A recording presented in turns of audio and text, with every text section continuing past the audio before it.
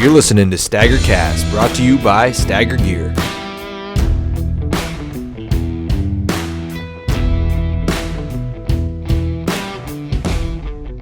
Okay, so Part owner of Bombardier Skidoo, or I no? wish. Jeez. How many times I've been asked that? Oh, shit. You a trust fund, baby? Yeah, no. All right, well, we're sitting down with Glenn tonight. We're here in Williston, and just going to talk some deer stories, shoot the breeze, do a little bit of this, a little bit of that. But for those that don't know you, Glenn, I know you were part of the BWB team, and you got some videos and stuff out there. Why don't you give us a little, introduction of yourself and how you got into hunting and your career up to that point and everything you got going on now. All right, so Glenn Bombardier, I'm 48, live here in Williston. Born in Vermont, just down the road there in Burlington. Went to Rice High School, Okay. so I don't know if you guys Oh, yeah. Nice. Yeah, so Yep. that was way back in the day, obviously. I got into hunting early on in my youth. My father obviously was a big influence, and my godfather. We hunted a lot of flat areas, like Charlotte, Shelburne area before it was all posted. Yeah. Mm-hmm. So that was like early 80s and into the early 90s. And I quickly realized that this isn't going to work for long term, Yep. And I was really not all that big into tree stand hunting. And I shot several bucks there.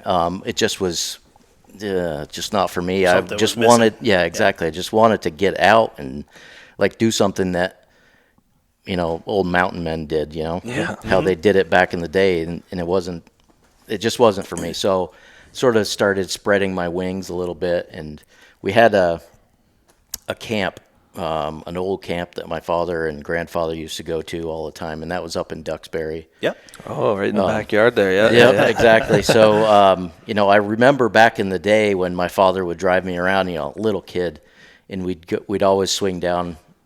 We didn't hunt out of the Duxbury camp, but we'd drive around looking for deer and stuff. And my father drove me down to the Benoits right there in Duxbury, and it's only, as a crow flies, maybe 3 miles from our camp. So swung down in there, and there's just some massive animals. Crazy. Big gnarly horns. And When they were like hanging, you're saying? Oh yeah, Oh, yeah. and they're all chained up. Yep, they'd hang them for a while. Yep, Yeah. and they're all chained up. And I remember asking, why are they chained up? And my father said, well, so they don't get stolen. Yeah. I'm like, well, I can see why. Those things were giant. But I remember just grabbing those horns, and it just, I don't know, Yeah. got into my head.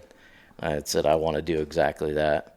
And then years later, so I still hunted. I only hunted Vermont. Mm-hmm. But I got married. My wife bought me a book for Christmas, and I opened it up, and she's like, oh, apparently these guys are from Vermont. And it was Big Woods, or Big Bucks of Benoit Way. Yep. And so that was like, Boom. that's it. Yep. That's all I'm doing. And so, I bought a pump. I just changed my whole entire style of hunting. Started hunting the mountains a lot more, and trying to figure the stuff out based on what I was reading in the book, and go to every single seminar and just basically a fanboy, and so it came to be. It was 2005. I was at the Essex show, and they had the little flyer out there for a deer hunting school. So I grabbed it, and it was, fairly expensive at the time. We're just, starting up a new family, and I brought it to my wife, and she's like, I think you need to go. I'm like, really? All right. Hell yeah. Jackpot. So I booked the hunting school and went up to Maine and went to the school. Yep. And I don't know, I basically went in there without any preconceived notions, Yep. nothing at all. And I'm like, I'm clay, mold me, Yeah. one of those types of deal. And so both Lanny and Shane, actually all three of them, Lane was there as well. And I just think they took a liking to me, and Yep. Lanny really took me under his wing. was showing me a lot of stuff. And I remember at the school he was asking, other, people who were students that were at the school, where do you hunt, blah, blah, blah. And so he gets to me, and I told him, several spots that I was hunting at that time. And he's like, you're hunting in the right spots. You're just 30 years too late. Like, oh, man. He's like, you need to hunt over here, and you'll have a lot better time.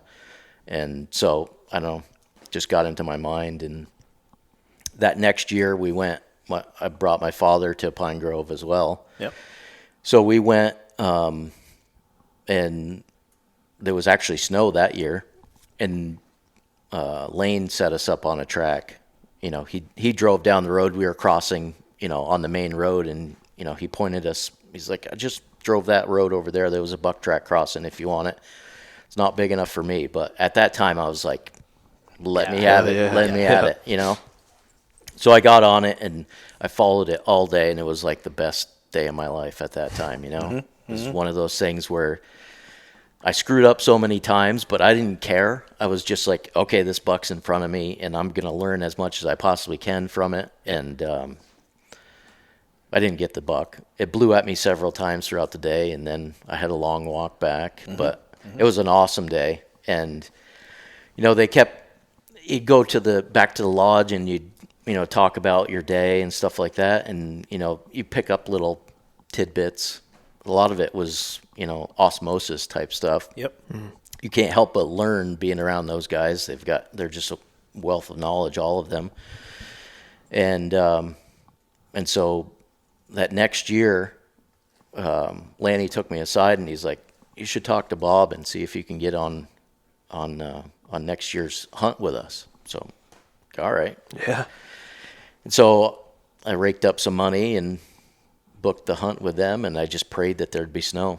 No, that's still in Maine, or is this when they went? No, that was still Maine. Gotcha. Yep. So, so I waited till the next fall, and like I said, I prayed for snow because it was like a section of November that it was Thanksgiving week, but I'd been keep watching. Okay, is there going to be snow? Is there going to be snow? And then it's just driving me bonkers.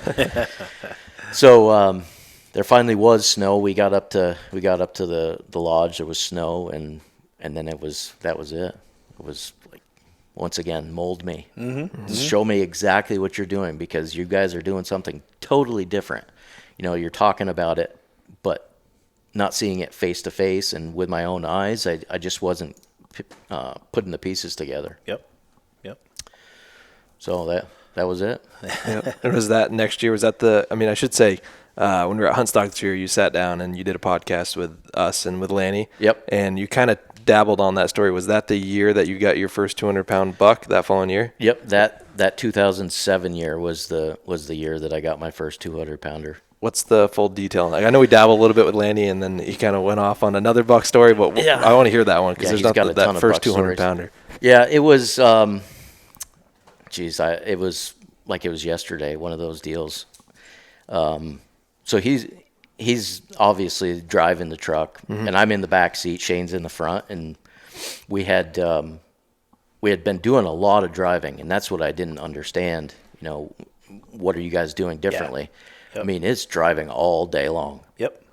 And so the first day he got, we basically did a grid of the whole entire section right there. And I got out of the truck for maybe an hour just to check on a couple spots, but that was it. Just cruising, just learning, seeing what's out there. Exactly. And he's like, figure it, put this into your mind. See this road, it's going this way, and the compass work and all that stuff. This is going north, this one's going west, and we're, just looping around and trying to find these other spots near the river. And, it just was like basically trying to find which roads were open, where the cuts were, where they were cutting new. So you're literally mapping out Onyx in your mind before Onyx was a thing. Yeah. Yep, just out there seeing it. I didn't realize exactly that was the case, but that's exactly what it was. Yep. Meanwhile, you're looking at the calendar saying, "Ooh, I've got to get in the woods." Yeah, I know. This hunt's only so long. Exactly. So that second day, we found a big buck track, and it was a slammer, but it was old. Yep. And it was maybe, I don't know, 2:00 in the afternoon, and he said, both Shane and Lanny said, you need to get on this one. So I went on it for, about 1.5 miles, 2 miles, and it, was getting close to dark, but he had a tree raked like this, and that was the biggest one I've ever seen at that time. And I mean, had another tree snapped right off, and I'm, jeez. Just a giant foot on him too. Huge and it was all splayed out. It was like just the classic flat footer, they talk about. Mm-hmm. Anyway, so that's in my mind. And we get back to the lodge that night, and there was a different type of snow coming, and the guy that we were with, I can't remember his name. Anyway, he shot a deer that time, and it was his first one in like 40 years. Oh, wow. He had never shot a buck before. And Lanny had put him on this spot where a buck was crossing considerable amount of times, put him on a little ledge, and sure enough, the second day, bang, he shoots a deer. Yep. Wow. So we help him drag that one out. Anyway, they hang it out. That one was over 200. I can't remember, 207, 209, something like that. Real weird, wacky horns. Anyway, we're at the lodge, and we're hanging that deer up, and Lane comes over and bumps me on the shoulder. He's like, "You're gonna have a good chance tomorrow. This wet snow coming tonight." I'm like, fired up. Yeah, exactly. So then the guy that was with us, I think his name was Tim, he didn't go the next day, so it's me and Shane and Lanny. Yes. Holy, it's just like a surreal moment, you know. So anyway, we're driving down the road, and we pull off on this one section that went up and over the mountain, and Lanny's like, "See this right here? I'm in my element. It's virgin snow. There's like 3 inches of brand new snow, not a track of any human or any tire tracks or anything on that road." And I'm thinking to myself, yeah, me too. I mean, this is like, it can't get any better than this. Anyway, we get to the top of this little notch right there, and before it got to a really rough part to get through, almost have to winch through, this big, huge buck track across the road.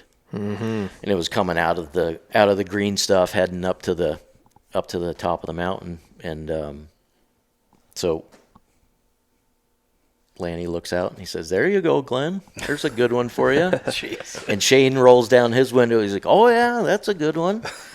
So I get my stuff out, and I'm like shaking almost because I'm so excited, and I'm like, this is it. And so Shane was like telling me exactly what this deer was going to do, because he had tracked one in there the previous year.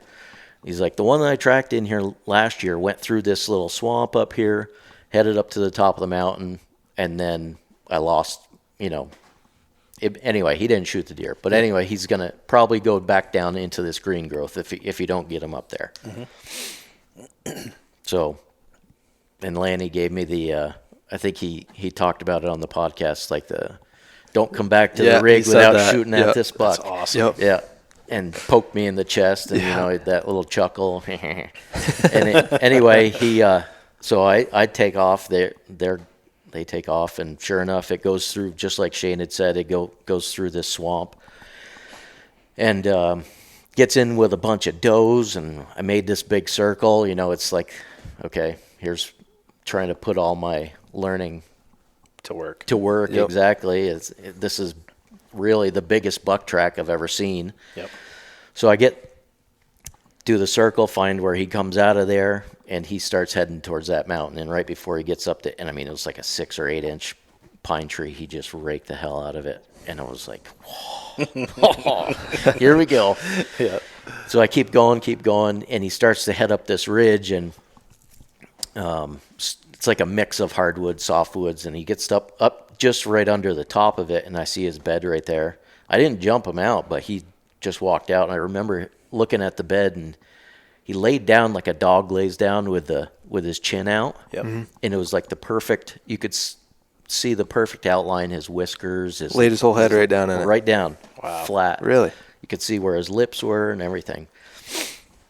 I was like, wow, that's pretty cool. I wonder if that's, normal. And apparently I haven't seen it since. No, I haven't seen that. never No. seen it. So anyway, I keep going.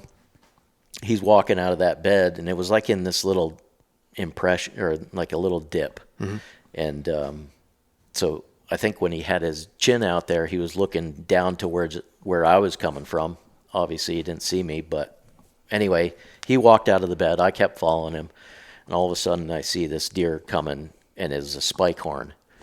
Right And- back down his tracks toward you? Yep. Yep, and he winded me. He took off. The doe took off with him. I'm like, what the hell? And then I go up further. I'm like, that can't be obviously can't be the big buck that I'm tracking. It's just a little spike horn. So I find the buck's tracks running. So that spike horn jumped him up. There's no two ways about it. Yep. And sure enough, back into that swamp. And we go down through there, and I caught him way off in the distance, maybe 300 yards. Holy shit. Yeah, way off. And he, just catch a brown spot, here and there. But it was definitely him. So he didn't want to leave that doe. And he kept going and going, and they were doing loops and loops, and they crossed almost exactly where they had dropped me off.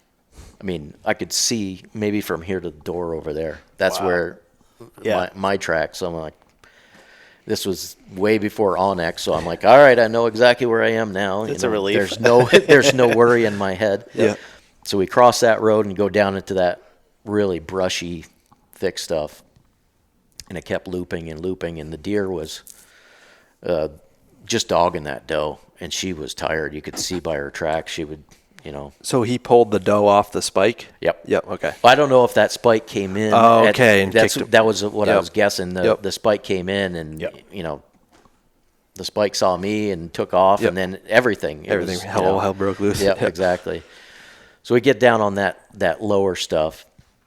It's all brushy and it's looping around, and then all of a sudden I look and I'm like, oh, those are my tracks. Jeez, that's pretty. I mean, that was like 5 minutes ago. I remember exactly where I was. I'm right on him. Yeah. And I remember taking like 2 or 3 more steps, and all of a sudden I heard snap, and I took off my safety, and here he comes. All I could see, he stood up like this. Well, he was walking towards me. Yep. But he must have heard me make a sound or something. And he stood up where I could see him, and he walked towards me and like sticking out his chest like that. And he was like, what the hell are you? And I was like 20 yards away, and that I'm like, all I could see was from just below his white patch up to his horns. And that Lanny's voice came into my head. He's like, don't come back to the rig without shooting that buck or shooting at that buck. And I'm like, all right, well, this is my only chance, and put the bead right on his throat patch, and boom. And he just dropped right in his tracks. I'm like, oh my God. I started crying. Oh my God. It was That's incredible. Freaking, I don't know how to explain it. It was just like a relief, just a wave of emotions. Oh, yeah. Anyway, that doe's standing right there. She never left. Right after you shot? Just sitting there? Go, get on. He's Yeah, probably saying thank you. right, exactly. That's incredible. Wow. So, question: you got to explain the whole interaction with Shane and Lanny after. Yeah. Like, did Lanny have full belief in you, or that you were going to get that buck, or was he surprised when you got it? Or No, how'd that all go? I get on the radio, and that was so they dropped me off at 7:30 on the track. Okay. And I looked at my watch, and it was exactly noon. Mm-hmm. So I clicked on the radio. They gave me one of those UHF radios to use, and they were maybe a couple miles from me. And Lanny was on a track. Shane was in the truck, and he's like, "I'm like, I got one down."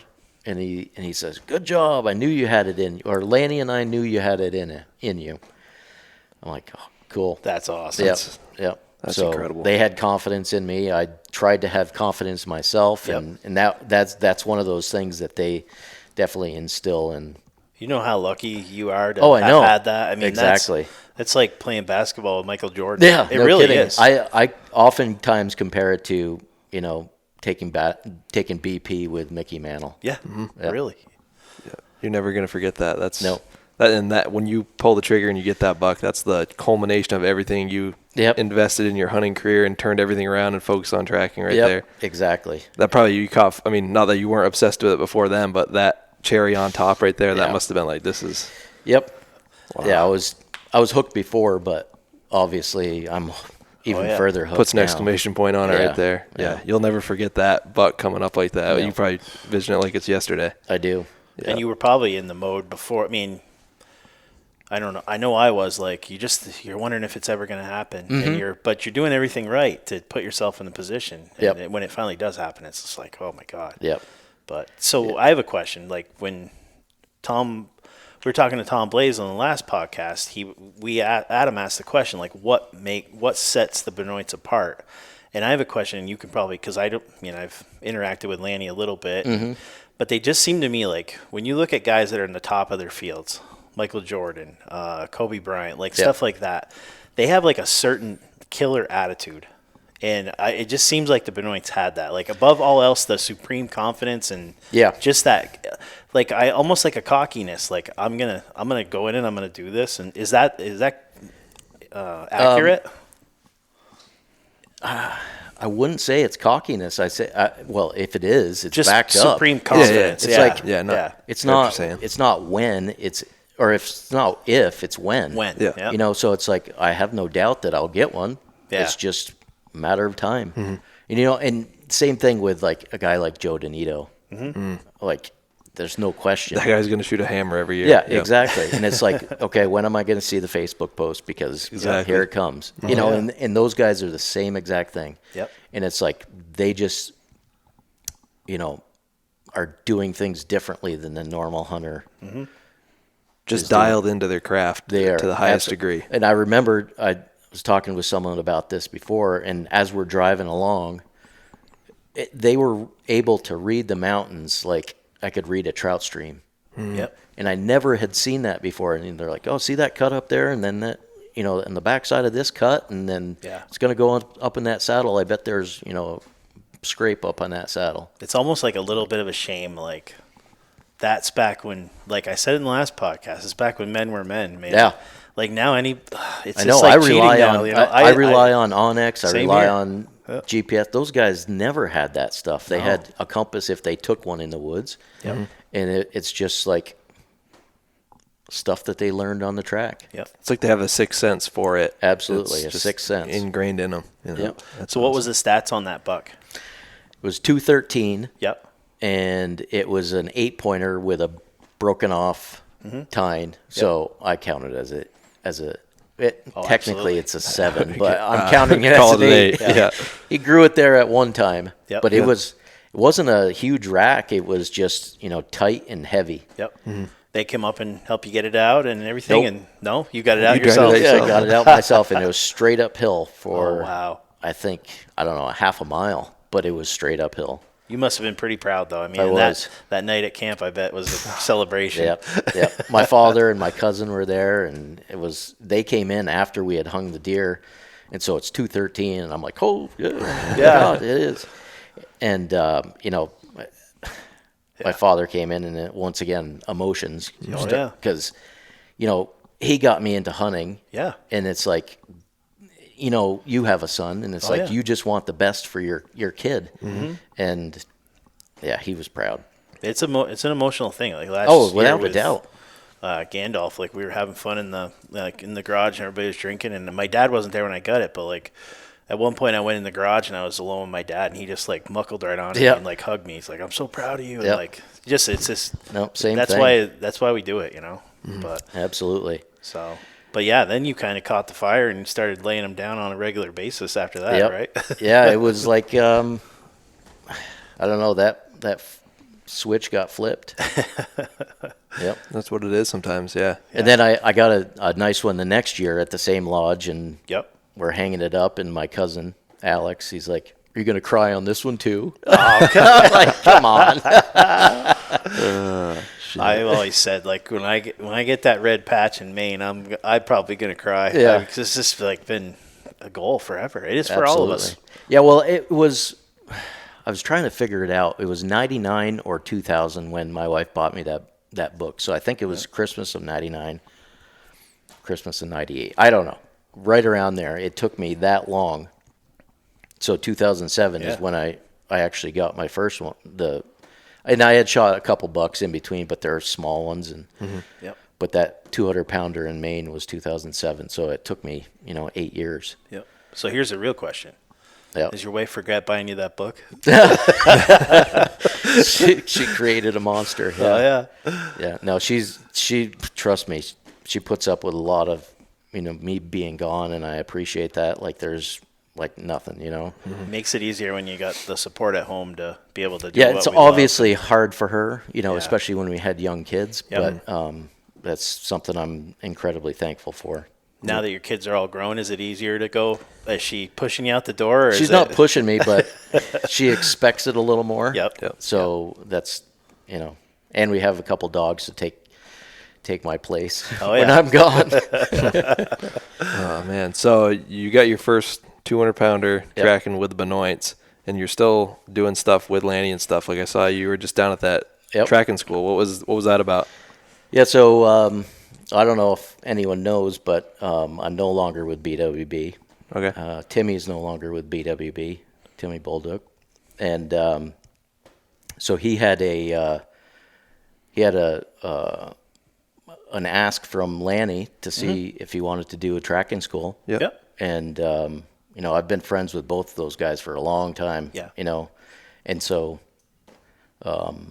Timmy went and put the advertisement out there with Lanny, and they both asked if I wanted to help out. And so I went and helped out. It was awesome. We had 6 guys. You should talk to Timmy for sure. Yep. Get him on here. Yep. We had 6 guys coming from New Hampshire and Maine. We did a bunch of shooting. Did couple little walkabouts. Got some ticks on us. Yeah, that stuff is bad, but So is Laney still hitting the cans out of midair, or is he? we did some skeet shooting too, and Okay. he, was shooting from the hip.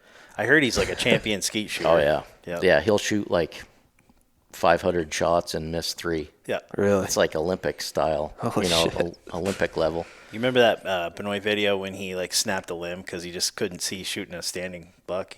He wanted it to run. Yeah, oh yeah. It's like, We watched that video there too, because that was a good part of it. yeah, In the evening when it was dark, put on the video, and every once in a while he'd pause something, and then explain what he was doing and, the situation behind things. But anyway, he said he kicked a rock at that deer. Yep. Yeah. Just for a little more challenge. Yeah, exactly. That's incredible. Jeez. what do you do as far as practice, as far as snap shooting is concerned?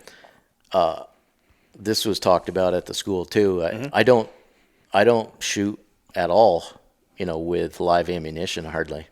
I'll, make sure my gun's on, but I'll be at home and I'll put on a deer hunting show, and the deer comes out and I've got my gun in my hand and I've got snap caps in and I shoot at the deer. Oh, snap caps. Yep. I've never heard of that. What? Yep, they're what is that? they've got like a little spring-loaded primer in there. Oh, okay. Yep. Really? Or they have like a little silicone primer on the back. Yep. And so I get used to, I can, run boxes of shells in, 20 minutes. Without wearing out. Without wearing out my firing Yep. pin, and, without getting beat up. Yeah. And so I shoot 4 times, reload, pick them all up, reload, get the dogs from chasing them. Yep. Put them all in. I'm running my clip, jacking the slide all the time, so I know my rifle in and out. It's like sixth sense. I know exactly where everything is. Target acquisition. Yep. Yeah, that's exactly. That's awesome. I do that in the summer. Of course, I still run a scope, but I just putting the crosshairs on that target as quickly as humanly possible, and it does make a difference if you do it every day. You get a lot. You do a lot of it. You're like, I'm not trying to toot your horn here or anything, but you're the fastest scope shooter that I've seen, because you practice a lot. This guy he can rip them out with the scope. Except for when I try to pump one in before the other one's out. I noticed that. Yeah, but your target acquisition is just crazy how fast you can get on something. Well, we went. He hasn't really done a lot of Maine like road hunting. Yep. And we were up there on a hot day, and I spotted a couple deer, and I was out of that rig, and the gun was loaded, and he's like, "What the hell happened?" It's like a tornado coming out of the truck. Yeah, Like exactly. a big tornado. 70-degree day though. Yeah, just Yeah, getting you out. gotta do something. Yeah. But Did the school that they're doing now, does it remind you of when you went to it back in the mid 2000s? There, is it similar to that? Yeah, it was quite similar. Yep. There were a lot more people this time. It was basically, I think there were only like 3 or 4 of us, if I remember right. A couple guys canceled last minute. But it was the 3 Benoits, so it was Lane, Lanny, and Shane. And so maybe that's why, I got such good Hands-on, attention direct, because there were only 3 or 4 of us. yeah. Yeah. Yeah, you're getting some. That's personal right there. Oh yeah, and That's it's awesome. like 3 days. It's like total immersion. Yep. Yeah. Yeah. Did the brothers like compete with each other, or did they? Yeah, it was Little family competition. Well, it's if you're part of a big family, you're going to Oh, yeah. compete. There's a pecking order that's established, and some like the pecking order, some don't. Yep. So it's constantly. Yeah. But they seemed to all get along when I was there. Yeah. Yeah. And I got along with all of them, so I was appreciative of that too. Oh, yeah, Yeah. for sure. At the end of it, they just wanted to teach people. It's pretty admirable that they wanted to spend the time teaching people and stuff back Right. then. Absolutely. 'Cause, you look at now how much information is out there now just from everybody, podcasts, reading, writing, and you go back then, they were like the only source of tracking information back then. Oh, That was yeah, it. without a doubt. Yeah, it's Yeah. crazy. So you, what were you guys? Well, I was just gonna say, like, part of the DVDs being re-released. I'm a little bit sore about that because I'm the only Really? guy that's. No, I mean I'm excited, obviously, but like I'm the only guy that's still got that I know that's got all the DVDs. Yeah, I imagine you do, but I don't have all the DVDs. I got a couple of VHS tapes that I don't even Yep. have a VHS anymore. I let him borrow them one at a time, and I was like inspect them when he gave Yeah. them back. But no, I'm really excited about him coming back out. It's Yeah. just No, it should it's be just good. incredible. Yeah, there's no way those things don't sell out hunt stock.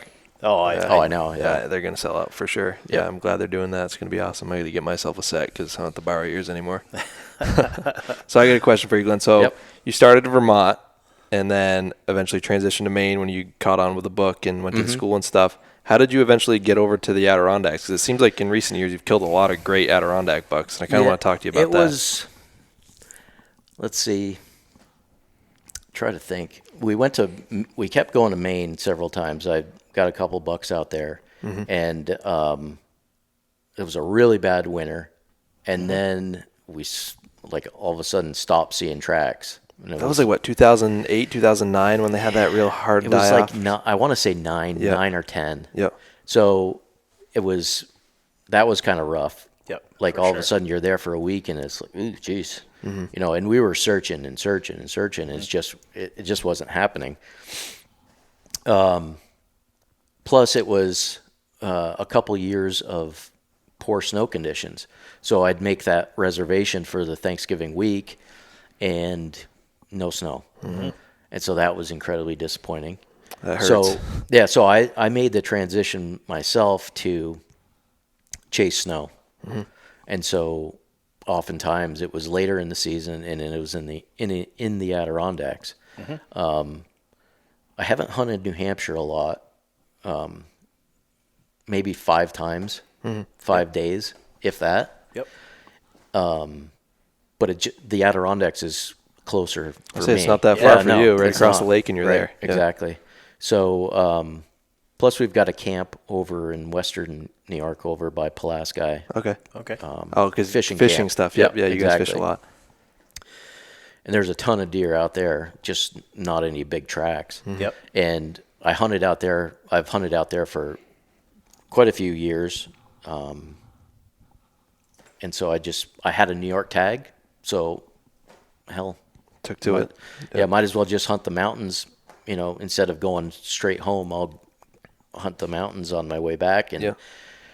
I found that the tracking was a whole lot better there in the mountains than it was over by our camp where it was flat. Yeah. I don't know. It's just me maybe, but I like mountain tracking better. Oh, absolutely. It's easier. It's easier to get them in situations where when you see them, they're Yeah. shootable. Yeah. Right. Killing woods. Exactly. Instead of just having them sneeze at you on a flat, Right. Exactly. It's either that or it's, everything's so tight. compressed Yeah. and, you can't see 10 yards. Yep. And you can chase them around all freaking Yep. day. Yeah. They're right out in front of you all day in Yeah. that stuff. So And there's some big deer out in western New York too. It's just like you said, flat. There's no contours Yep. out there, nothing. But they shoot some giants out there. It's Yep. crazy. and there's a lot of posted land around where we are too. So you're relegated to the state land. Yep. Granted, there are some really big tracts of state land, but there are some posted land that I've been, run deer on. Yep. And then you drift into the mountains and you just got forever wild, Yeah, endless. exactly. Yep. So what was your first Adirondack tracking buck? I think that was one of those that I learned to go near the paths, the trails. Oh, yeah. Yeah. I kept going on these trails and walking way in there, and there'd be, I could tell that there was something off because early in the season, if you go in there and there was just a little bit of snow, you'd see tracks all over the place. At the end of the year, there wasn't anything. And so I'm thinking those deer, they're sort of like the Maine deer where all of a sudden you get some road traffic. Oh, I'm not crossing that road. And they were doing the same thing with the trails. So that's just my theory. Yep. But anyway, I was looking, and this was up north, and we had some really good snow. I was staying in Tupper Lake. Just got a motel instead of driving back and forth every day. And there was some good snow, and I took a drive and found one of those paths, walking paths, and it went 2.5, 3 miles in there. And I looked on the other side of the road, and there was another chunk. It was a lot smaller, but I'm like, let me go check this out. And it was like afternoon, and I got in there maybe, I don't know, a half a mile, and all of a sudden I see this slammer track. And I mean, it's like a Maine track, huge.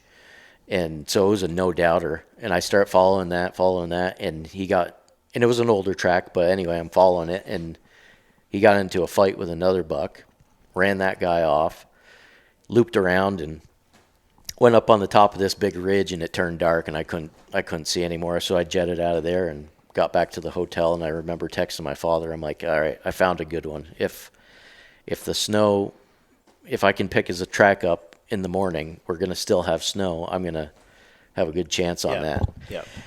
Anyway, I walked the whole entire day. I covered 4 different ridges in that one section, and it was just like that big rolly hill stuff. It wasn't any huge mountains, but I finally found his track, but it was from the morning, and it was on the last ridge that I looked at. Like, shit. So he was cooking in there then. He was flying around. Yep, exactly. He was all over the place, and just that little snow covered him up. But anyway, I'm like, all right, I'm going back there the next day. Yep. And I talked to my wife. She's like, you can do it. I'm like, all right, thank you. Gosh. Thank you for your confidence. That's a good woman right there. I know it. So I went back in there, and I was in there at 7 o'clock, and I cut his track.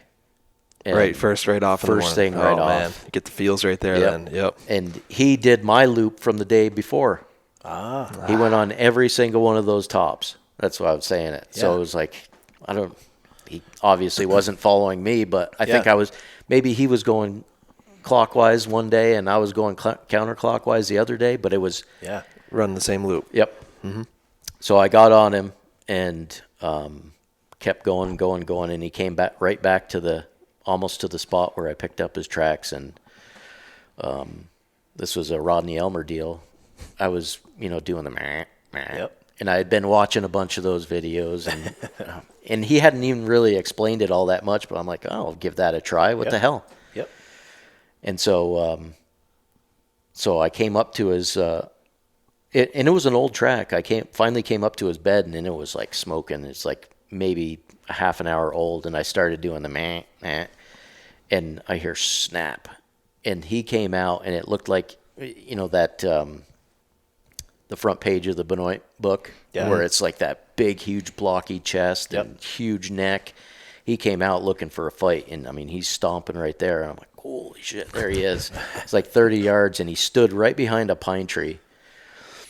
One of those big, heavy spruce trees, and I couldn't see right through him. I could see his ass, and I could see his head, and I'm like, there's no doubt about it. That's a shooter. Yeah. And so I put it right in. I'm like, well, maybe that's where the tree stump itself is. Yeah. I moved it over, boom, and he jumped up and took another step, and I, boom, dropped him. I fired 2 more times and hit him both times, and he wrapped around a tree, and it's like, wow, surreal. One of those moments that's just like, holy shit, did that just happen? Yeah. Happens fast. That's crazy. I've never had one like, I've walked up on bucks fighting and stuff, but having one come to you like it there wants was to fight. no doubt he about was it. Pissed off that he was coming back to that grunt that I did. You say he fought a buck 2 days before 2 that, days so he was before. just like the boss buck, and they were just running for around, just kicking Yeah. ass. That's awesome. Yeah, and that one was 207. 207 Adirondack. Oh, you Yeah. said he had a foot Jesus. as big as a Maine buck, right? Huge. Just a giant buck out there. Yeah. Did they have a patch over there? Nope. No, they all I don't went to think it? so. I haven't Jesus, seen you it. better- But yeah. I just create my own if I was you. That's an elite class, a 200-pound buck. Yeah, over there. Adirondack bucks. Not a lot of people kill 200 some people pounders get over them there. up there, but Yeah. they're pretty rare. He was 207, and that was December 1st. Wow. Yeah. Okay, so whole season. There you go. That's a 225 at least. Yeah. It's gigantic. What are they eating over there? The same thing, ferns and Yep. No oaks no over there? oaks over there. Okay. No, not Same where as I like was. up Vermont our way. Is it just heavy beach? Yep. Everything's relying on beach Beaches. nuts and ferns. Yep. Yep. A lot of mushrooms too. Yep. Yep. Nipping mushrooms. So are you able to get that thing off the mountain and then get it onto a hiking trail and get it out, or is it pretty hairy to get it No, out? that was a rough drag too. Yeah. That was really rough because there was a lot of snow. It was like 15 inches, Yeah. and it was wow.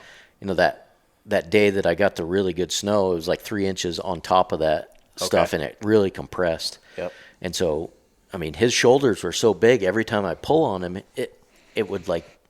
It wasn't like a small buck that he'd skid right along the top. That front shoulder would just dig into the ground, into the snow. So, Good problems though. yeah, Smiling the whole time, right? right. Sweating hot, everything. Well, So I shot that deer at noon again. Yeah. And I got him back to the road at 5:30. Yeah. So that was a rough one. That's a lot of dragging right there. Yep. I love if you can get a buck in like that midday or mid morning. That's I the know. best time to get one. It's I'll like- take them when I can get them, but Right. it's something about getting one midday and you can get out in a decent hour. I love that. Yeah, for sure. Well, that video you had last year of that pretty much encompassed everything about Adirondack hunting. I mean, you were soaked in sweat when you got that to the. I mean, that was just the coolest video with all the wildlife you were seeing and and you just looked like you busted your butt for them. I did, yeah. And that was one of those mental games Yeah. type of days, just because it was so damn hot last year, and it, It really, when it's hot, it just It saps is. I your know. enthusiasm. Yep. I mean, it just you Bear got ground hunting is an art in itself, and it's like you said, a head game. You just got to stick with it. But man, is it ever brutal! yeah. Why don't you take us? How do you approach like bear ground stuff? Like take us into that deer you got last year. For those that didn't see the video. Well, how I approach it, it's a bit different over the past like 10 or so years, because I've been hanging around with Lanny and those guys. I don't hunt anymore. yeah. I'm doing scouting Yeah. all the time. Yep. Whether I'm driving or walking in the woods, I don't care. I'm not worried about making noise. I need to find where the deer are. That's it. And that's what I do. And I cover a lot of ground. Sometimes I think I don't know. Onyx is kind of funky sometimes, but I was like 12 miles Yep. every day, averaging around. Some were higher than that, some were a little bit lower. But I just walk and walk and walk. And I look a lot on Onyx to find spots that I think would hold signposts. And then I go straight to those areas, see if there's anything on those, if there's any ash in there, if it's raked up, if they're old, maybe the bucks were in there, but they're not in there recently because they haven't been hit. So then I just move to another spot. So I'm spot hopping all the time. I hardly ever hunt the same spot once or more than once. Yep. And so that particular time, I had been in there. I don't know if you saw the video. I think it's taken down now. But the video that I found the sheds on during muzzleloader season. Yep. So I found those 3 sheds. So I went back to that spot because I had tracked a buck right before I found those sheds, and it was on bare ground. I'm like, whoa, this is a... If you're finding sheds in the Adirondacks like that caliber, then you're in something, Yeah, exactly. So I went back to that spot, and it's like 3 miles up to the top of the ridge, and then it plateaus, and there's little spots of beaver ponds and little green growth, and it's all over, but it's a fairly flat area. So it all that plateaus, and I really like when it plateaus because you're not getting up on peaks and going over the other side. It's it's manageable. Yeah. Yeah. Even though you're covering a lot of ground. So anyway, I went back up to that top and I just stayed in that softwood stuff, a couple little trickles, and followed where the signpost might be. And sure enough, I came to like this old beaver pond, and that was it. That's where I stopped. And I'm like, I remember thinking, man, if I was in Ontario, this is where I'd sit for a little bit, because it was a little pinch point that came out there. Yep. So anyway, I sat there and snap, and out pops this doe, and I watched her for a while, and I was getting bored with that, and all of a sudden the little ermine starts running around behind me, and I watched that for a little while, and I was just about getting ready to go, and that ermine starts popping around again. I'm like, okay, it's trying to tell me something here.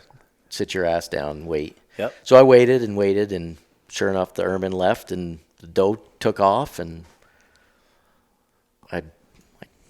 she left kind of weird. I don't know.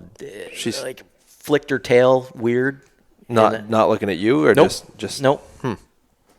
Didn't see me or anything, but she trotted off weird. So I blew on the grunt tube, and then I heard that like big, huge grunt, and I'm like, holy shit, what the hell is this? And all of a sudden, crashing came down through the woods, and it was like a bulldozer. And I mean, my heart's going poof. Because if it happens right in front of you, you're not even thinking about it. But I had so much time to think, because it's making so much noise, and then it stops, and then it starts to crash again. I'm like, oh my God, what the hell is this thing? And it's breaking branches, because I can hear it hitting the horns, and out it pops, and it's a moose. Damn it. So I was like, oh shit. So I start breathing again. The moose is standing there. Ermine's gone. And the moose is standing right in the pond, like right in the middle of the pond, looking right at me. And so I look just to the left of him, like over the top of him, and out pops this buck right where that doe was. And he's walking like right at the moose. It's like, holy jeez. Wow. Yep. And so I had already set myself up where if a deer did come out, I was going to have a good rest. And I shot my peep, and boom, he was down. Jeez. Yep. One bound into the really thick stuff, and like, I think I got it. What'd the moose do? The moose stayed there the whole time. So I did my little filming thing, and and boy, if you'd had a cameraman over your shoulder, I mean, it was already a good video, but I mean, if you'd have had the no kidding, the ermine, the doe, the moose, and that, exactly, awesome. All within 10-15 minutes, and it was just frantic. You can't ask for any more. No, that was cool. Oh, that's awesome. And then the drag started. Oh yeah, you were in on that one, right? You were in there, yeah. Yep. Yeah, I didn't realize, when you're walking throughout the day, it's like, okay, I'm just following the terrain. I'm not really paying attention to where I'm going.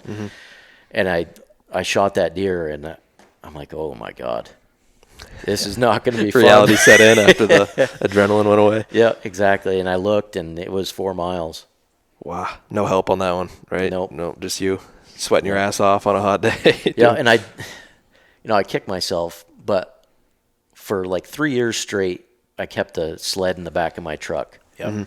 And I got to the point where I'm like, this is a jinx. I'm throwing that damn thing out. Well, I wanted that freaking sled. Oh, yeah. It ain't fun dragging them on bare ground like that. No, all the hair was gone off one side. I got it finally to the trail, flipped it over on the other side, and it went pretty good for about a mile, and then all the hair came off on that side. Oh, yeah. But So Rodney's got chickadees helping him out. yeah, exactly. And I had the ermine. You know how much time I wasted with chickadees after that video dropped last year? You got ermines. All right. Ermines are cool. I love seeing spirit, those things. It's your spirit animal. Yeah. Man, it seems like a lot of we've had other Adirondack hunters and stuff on the podcast, and everything seems to come back to those beaver flows and Yeah. the flies. Is that what they call them, beaver flies? Or Yes. Like 80K trackers talking about them that. and Jeff Doyle and his dad talking about that. Everything seems to come back to I call them swale bogs. swale bogs. Yeah. What is it? Just the feed? The edges? I think so. Yeah. Plus it's edge cover. And it's oftentimes like little funnels. Yep. So you'll see. This is what I look for a lot: is follow those big swamps or those big beaver flowages, and you see where the main ridge comes down into it and points into it, and that's always a good crossing right there. That's what to look for. Yeah. What's your favorite state to hunt at this point? Is it New York or is it? I think New York probably. Yeah. Yeah.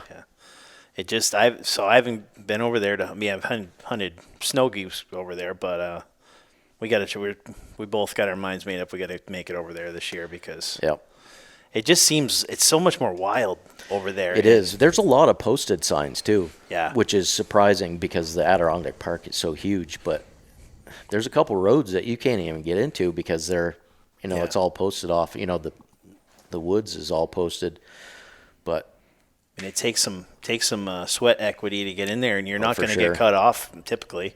I've never been cut off. Knock on wood. I've never been cut off. Over there. That's a common thing in Maine now, getting cut off. Yeah. You ever see anybody out in the woods out there when you're hunting the Adirondacks? Not being cut off, but just, it's so vast out there. Do you ever see anybody? I'm trying to think. No. That's a good thing. Yeah. No. Actually, I did that one of those days last year. It was like 80 degrees. Yeah. And I wasn't far from the truck. And I had to take my jacket off already. I'm like, oh my God. I just don't. You have to wear orange or orange new hat. rule over there. New rule over there. So I didn't have an orange vest or jacket. So I was like, take my shirt off, my jacket off, and just sat there bare chested for a while. And I heard snap, snap, and all of a sudden here comes this guy over the top of it. I was only maybe a half a mile from the road, but that was like, geez, that's the first guy I think I've seen in the woods, other than my cousin who I hunt with. Yeah. But no, people are few and far between. Yep. They'll do a lot of drives over there, which is something I wasn't in the used Adirondacks. to. Yeah. No kidding. I've heard of like Western New York doing a lot of drives, but I didn't know they do them up in the 80Ks. No Yep. kidding. Yeah, I went one time, I pulled into this parking lot and it was empty. And then all of a sudden I'm getting my boots on and 4 trucks pile into that parking lot, and 12 guys jump out of the trucks. 4 guys in each truck. While you're sitting there getting your stuff on? 3 guys in each truck as I'm getting along. Yep. No kidding. Like, I guess I'm not going here. Push the hell right out of it, huh? Jesus. So was that your best? That was your best Adirondack buck? 207? 207, yeah. Yep. What's your next best one? I've seen you. What was the story on that big, was it 11-pointer? I think I saw you post a picture of a cool rack. Yeah. Like low, but like a lot of tines and stuff going on. What was the story on that one? That was a tracking buck, right? Yep. It was just, I think I've said it before, is like the classic Donito situation, You've heard him on the highway, in the kitchen, pulling off the highway, in the bedroom. That's exactly what it was. It just took me a long time to get on his track.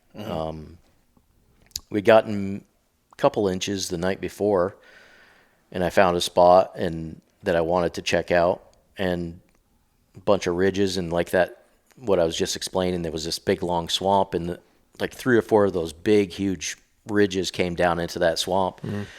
And so I just kept going and going and going along the edge of that swamp, and I was heading towards this one last ridge that pointed out into that almost, just petered out into that swamp. And finally at like 10 o'clock, I cut his track, and I didn't go on him for very long, and he ducked underneath a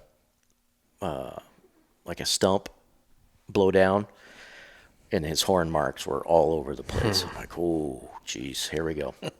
that just gets me going. I don't know about you guys. Oh, but yeah. it's like Time marks in the snow, nothing like that. Yeah, I take No, feel pictures you. of Oh it. yeah. You know, I've seen it 1,000 times, but every time I take a picture of it, You just said you start wondering what it is on top of his head. You mean you get an idea Yep. with the snow, but it's like Exactly. oh, man, you just want to see and it. this one wasn't really tine marks. It was he was tight and low, like you said, and it was like he just took a broom and swept okay. everything off. Yep. And so every time he ducked his head under something, it was like he had a gigantic head, and it was all like mashed down. Yeah. And he was eating a ton of mushrooms. So every time he was going and digging for mushrooms, he was Yep.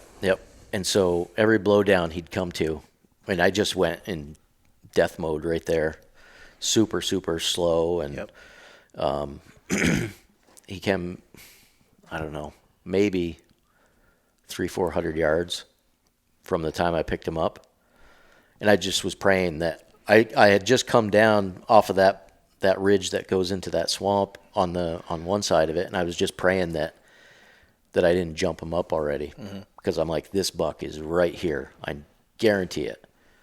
And so I just went super slow, picking everything apart, and I popped over this one little ridge, and I see his bed.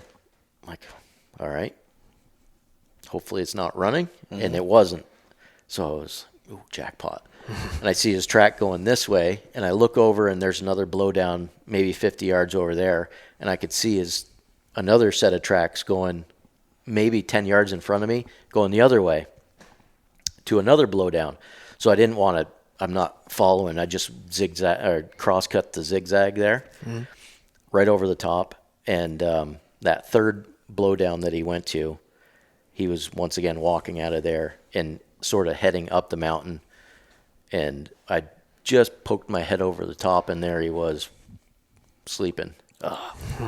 And so I'm like, what the hell am I going to shoot at? All I can see is his head, and I took one more step, and I don't know if it was a little squeak of the snow, and he opened his eyes, and he started chewing his cud. And then he saw me at that same time, and I was sort of surprised, and he stood up, and boom, I let him have it right there. Wow. Yep. Wow. I was just... I was like, where the hell am I going to shoot him? I can't shoot him in the head. I don't want to shoot him in the head. Yeah. And then he just made up my mind and did it for himself right there. did himself a favor. You drop him right there.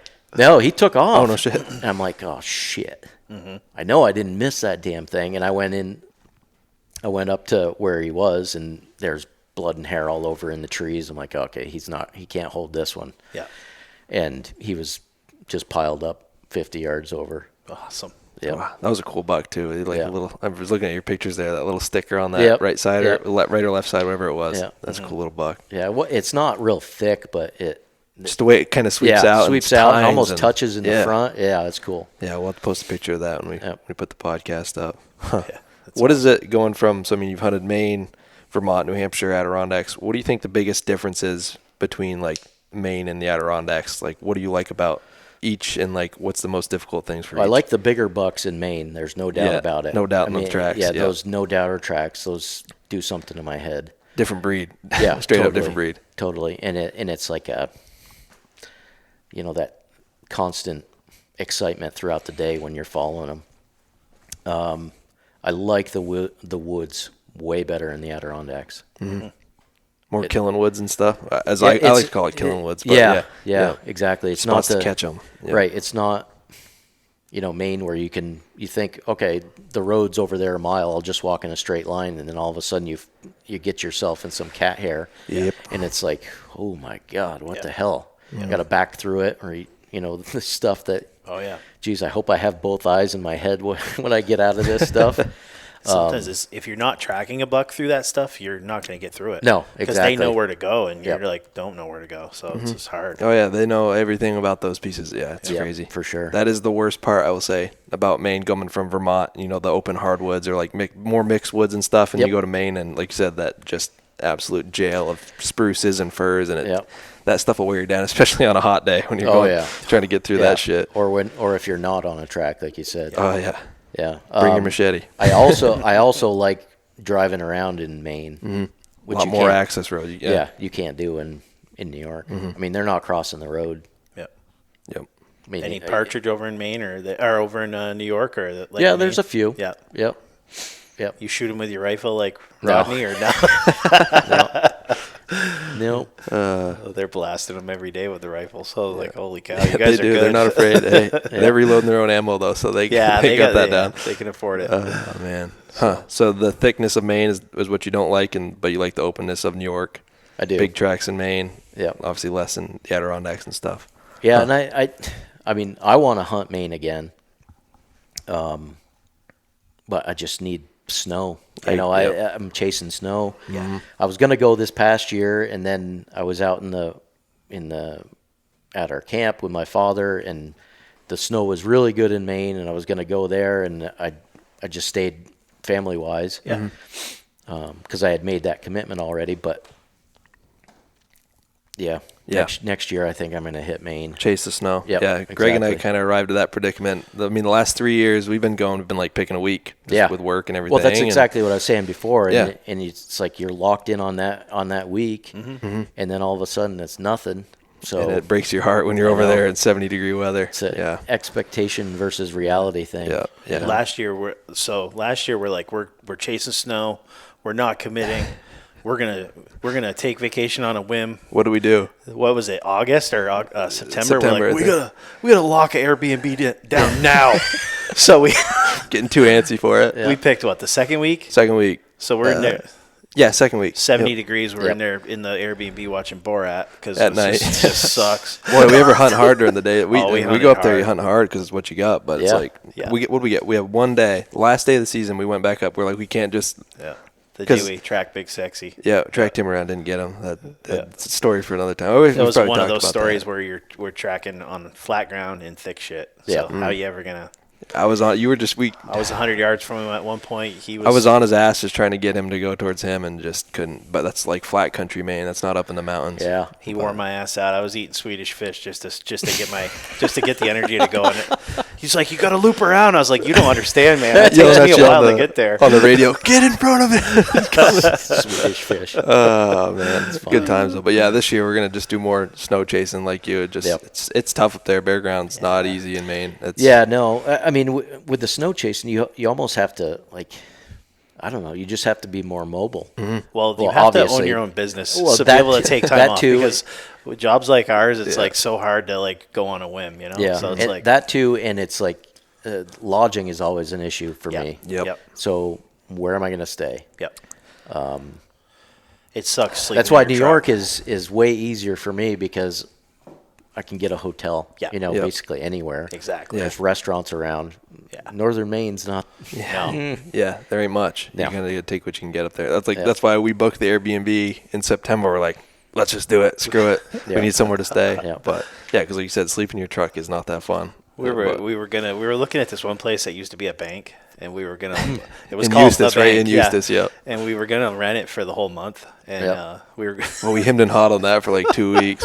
There was still like a safe in there and everything. Drive through. All Oh, that there's stuff. a drive-through. Yeah, Nice. so I could picture getting a buck and coming through the drive-through and beating on the window. We always have these big plans, but at the end of the day, you just got to make the best of what the situation is, and Yep. you always have fun no matter what. Yeah, Yeah, that manage the mental game. Yeah, that's exactly right. That's one of the big things that huge thing that I learned from Lanny and Shane was like they're having fun every single day, Yep. whether it's shitty weather or perfect weather. Yep. And I just wasn't in that mentality. It was like, oh my God, it's got to be perfect conditions. It's got to be this, got to be that. And they're like, Yep. screw it. let's have Yeah. fun. Yeah. Yeah. Let's go eat some SpaghettiOs and Yeah. shoot a couple rocks. And like, wow, this is like Just Yeah, calming down a little have bit. right exactly. Yep. Calm down, have a good time, and not get so wrapped around the axle. Yeah. So That's a Do you good way ever to look get at to, it. you ever get to hunt with Larry at all, or was he? Nope. No. No. He wasn't. no, he wasn't around at all then. Yep. Yep. Yeah.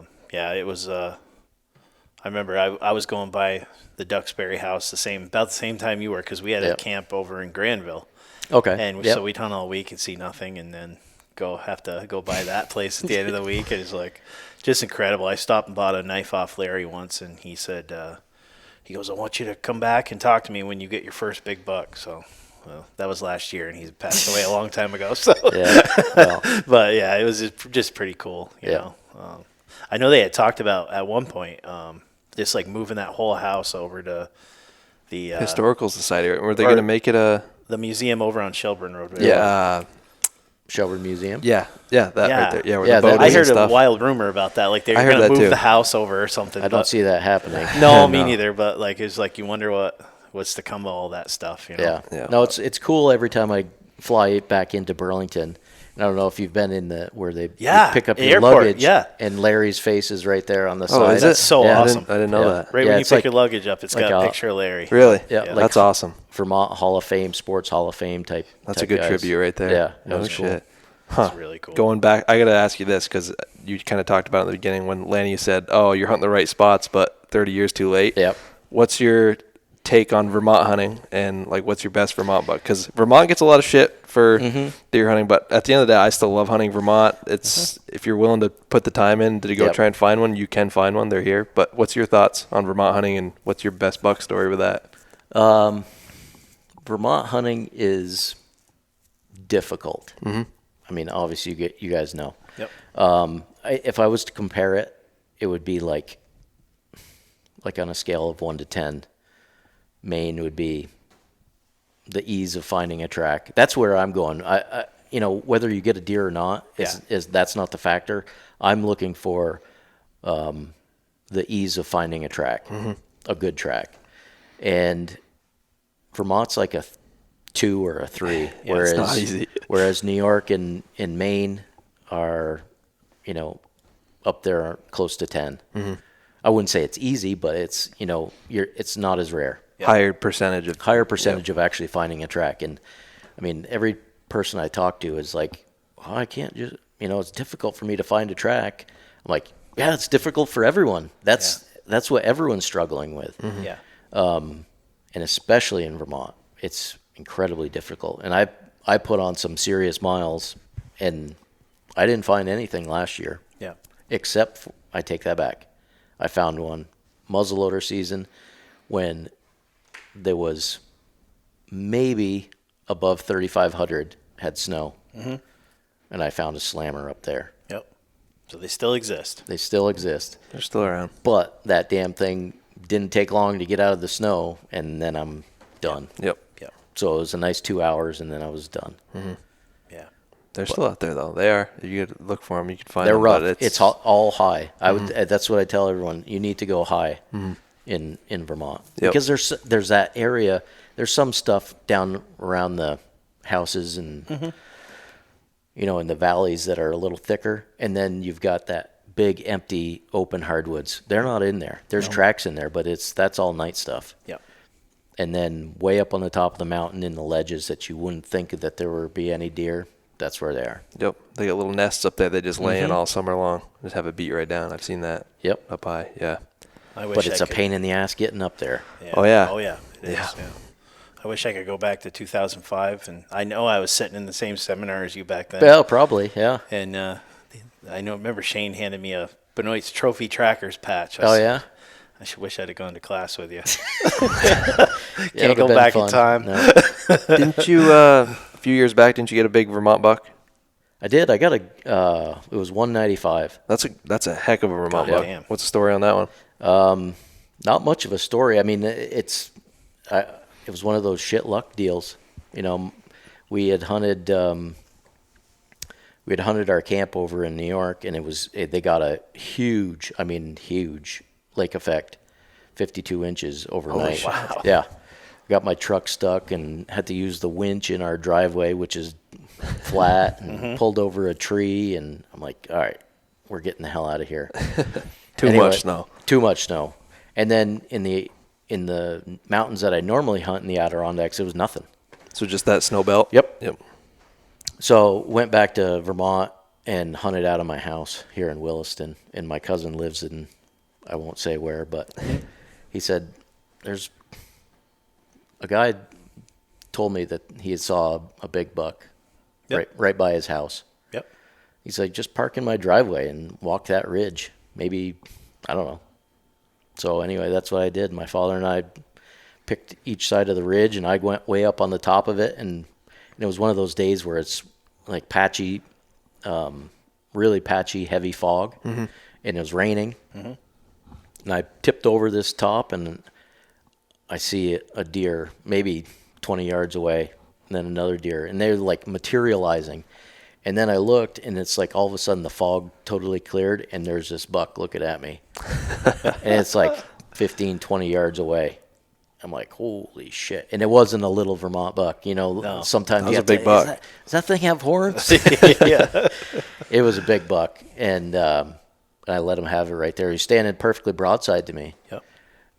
It was more of like, wipe my eyes off. Is that real? And sure enough, boom, shot it. He stumbled down there maybe 20 yards, and my father gets on the radio. He's like, you just shoot? Hell yeah. Yep. I'm like, it was a freaking slammer. And so he was like maybe 200 yards behind me, and he finally comes over, and he's like, holy shit. Yep. So That's awesome. I brought it over to my cousin. I'm like, is this the one that the guy was talking about? So I haven't lived that one down yet.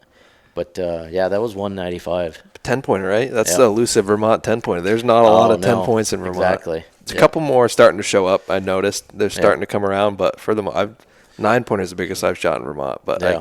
that You should've 10-point done- is. Yeah, you should have done the old Vermont gut job, which is liver, lungs, and heart in there. You'd Leave have been 215. I tell you what, I leave the junk too. Yeah. Oh yeah, yep. A lot of guys. Well, Rodney told me that too. He's Yeah, like, you take gotta out leave what they that. tell you to take out. Yeah. Because I got a 195 in Maine, and I Yep. said, he goes, what did you do? And I said, I took all that out. And he goes, Yep. you had a 200. You cutting fat out of it and everything, weren't Oh, you? I remember Oh holding. yeah, I was yeah. holding. I've a done hunk that of fat. too. I was like, what am I doing? You just get in the moment. You don't even think. Yeah. Yeah. My buddy got a 199 though. That hurts more than a 195. That does. Ooh, That's God, just a little bit of water at that point. 190. Jesus Christ. Oh jeez. Yeah. Well, that's cool, man. So you got damn nice bucks. Yeah, in I've got a few. lot of states. I mean, you've now you got to go to New Hampshire. You said you haven't I know. really given that a good try. Last year I went, and it was damn close. And it was another one of those days where it was just not a lot of snow. Yep. And it was really patchy up on top. And I thought, and I hiked up there. Like it took me 3 hours to get up there. And sure enough, there's this track, and I'm on him, and he keeps going into this patchy stuff where I lose him. And I saw one bound and one big huge beam. And I pulled the gun up, and he should have gone right, but he went left. One of those deals, and I didn't have a shot. I couldn't even see him again. Yep. And so I'm like, all right, well, hopefully he goes back up on the mountain. Well, he didn't. He went straight down off the mountain and out of the snow. Almost there though. What do you run was for close. binoculars, or do you run binoculars? I run little 8 powers. They're Mayopta. Yeah. Mayopta. Tuck them right into your jacket, or do you have a bino harness, or what do you? Yeah, I have it's a strap, the elastic Yep. strap. Yep. I tried the, that stuff that the Western hunters wear. No, the harness. The full box harness. in the Yeah, front, I couldn't do that Too this much, year. Yep, yeah. too much, exactly. I just want that one little. I just need to figure out a way to keep the snow off them Yep. because I run a peep. Yep. But this year I'm gonna try out a red dot. Yeah. Yep. Yeah, that's We pretty cool. did the Jeremiah Trombley episode. He showed us his setup with a Yep. Browning BAR with a Red dot. Red dot. And, Wow. Oh my God, we both fell in love. But yeah. that's a $1,500-$1,600 setup right there. So Yeah, the BIRs I'm not a big fan of. They're so blocky. You can't. They don't. I like the 7600 where it's just thin. so nice. Yeah. Right Same between thing the with, action and the pump. Right. Yeah. Yep. Same thing with the Woodman. It's like Yeah. perfect to carry. We really want to try the Woodmans this year. Yeah, Oh, we gotta God. get ourselves on. They're the Because- greatest. Yeah. Yeah, I had I'll that never carry CBA another last year, muzzleloader. and the friggin' hammer wouldn't lock back because it was frozen down in Massachusetts that late Yeah. season. Yeah, I had that happen. There was too much snow and I couldn't pull the hammer back. just clogged. Yep. That's probably what that was. Yep. Yep, just packed in there. And yeah, you can't have that. That hammerless is the way to go. There was a lot of snow down there. I don't know what. Yeah, I was down there. That was when there was like 2 feet. That big storm Yep. they got down there, and it was just I should have had one down there, but he had no horns. That was a thing this year. A lot of people were tracking them up to their beds, and there's just no horns on them. Mm-hmm. Travis Williams, at one of the podcasts we did, he tracked a big one, and then I've seen other people's posts where they get up to a bed and the sheds are laying there, and no deer. Yeah, I should have known too, because I was tracking them. It was the last day. It was my last day to be there, and it was the last afternoon of that last day. And I see the buck track. I'm like, there's no doubt about it. And he sticks his head down, and there's no horn prints. I'm like, maybe he's high. You know, I kept talking myself into it. I kept following him. 2 hours later, here, doe blows at me. Another doe takes off. There's 5 does, and I'm like, all right, where are you? And he steps out, and I'm like, holy shit, look at the size of that thing. I'm like, just move a little bit so I can see your head. And he moved a little bit, and there was nothing. Little slick head. And he had that frown that they got, like that brow is box head heavy. Yep. Exactly. I'm like, damn it, my God, just a brute. Huge buck, and it was empty. Yeah, that's frustrating. You did everything right though. Yeah, you'd be a dead deer if you had horns for sure, all day long. Yep. Huh. Well, I guess we'll start wrapping it up, but I'm going to put you on the spot here a little bit. Okay. With all your, learning from the Benoits back in the day, and then all your experience, what do you think is, if someone wants to get into it like you did back where you made the switch from, stand hunter, Vermont, lowland stuff to tracking big bucks, what's the number one thing people should be doing? Or tip you have for them or something in there? Be a copycat. Copycat? Okay. Yep. I mean, it's got a negative connotation, but that's all I've been doing for the past 20 years. Okay.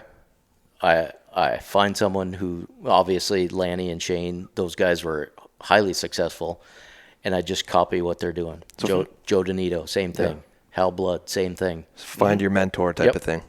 Find a mentor. Same thing with Rodney. I've talked to him a bunch of times, and that's really that one thing that stuck out for me is the calling game. Yeah.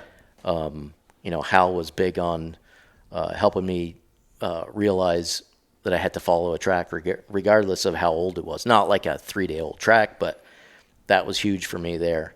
And then all the stuff with Lanny and Shane, those guys are, just Joe Donito, same thing. It's like those guys don't realize how much of a influence they have, but it's huge, and I'm hoping that, whatever I'm blabbering on about here can help someone else out. It's just take and pick the little things from successful people and try and apply it. Yep. Excellent. That's great advice. That's good. Yeah, that's some of the best advice we had right there. So good. Awesome. Well, I guess we can wrap it up. We've been talking for a while. Time flies, but we appreciate you doing this with us, Glenn. Thanks a bunch, man. This was awesome. We'll have to link up again and do another one maybe after this coming season. Sounds good. We appreciate it. Yep. See you guys on the next one.